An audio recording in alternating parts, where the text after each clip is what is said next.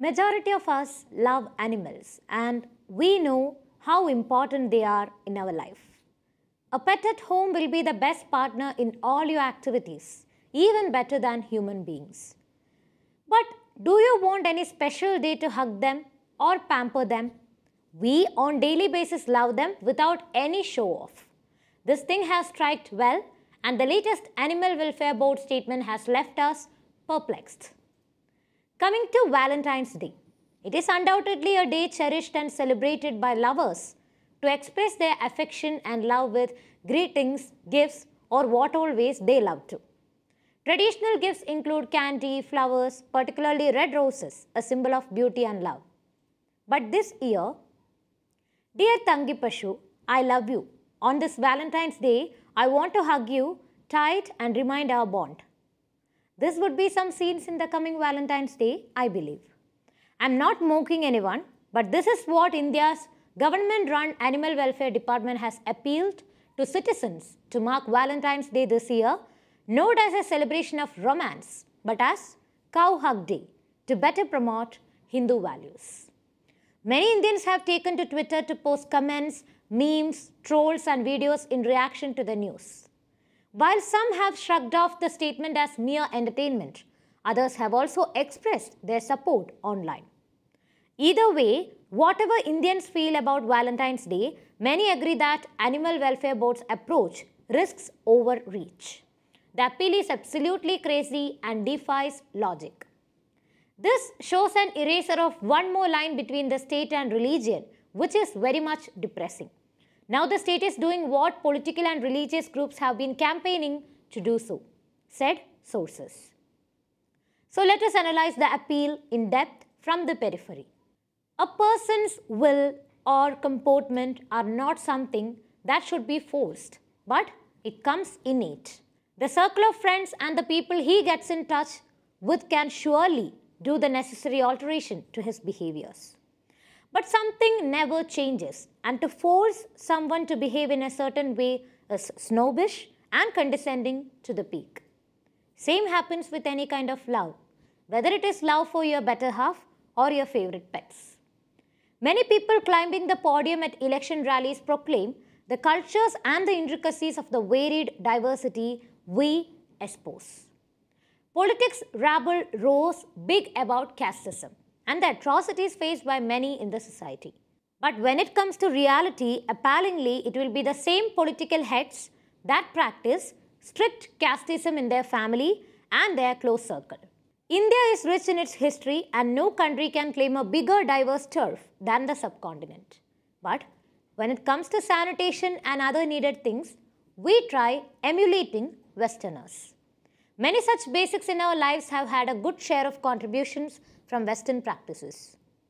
Coming to cows, India has always revered cows.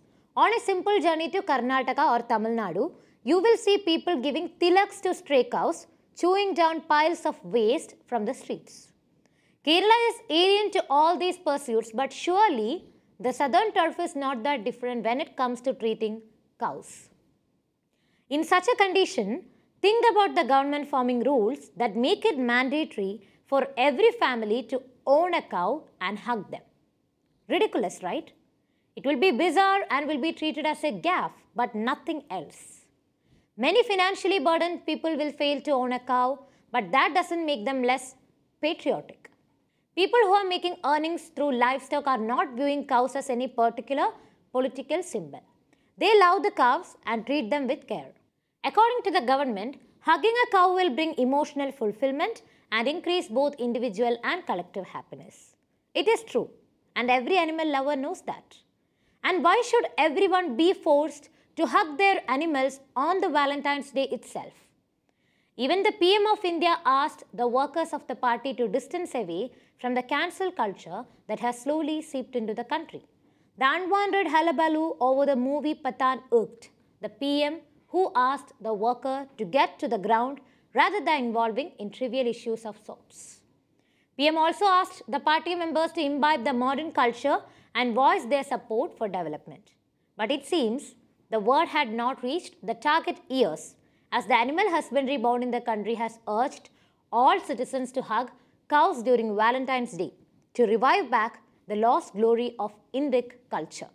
The government advisory body criticized the dazzle of Western civilization and emphasized how Vedic traditions are in danger of disappearing because of the progress of Western culture over time. In light of this, the welfare board urged people to embrace cows, which it described as the backbone of Indian culture and rural economy. Really, will it work? Before coming to the end of this discussion, here is one comment that came under this announcement, which is hilarious.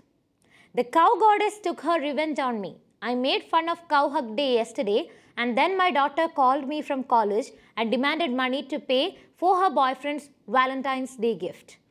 Cow karma. How come people think like this?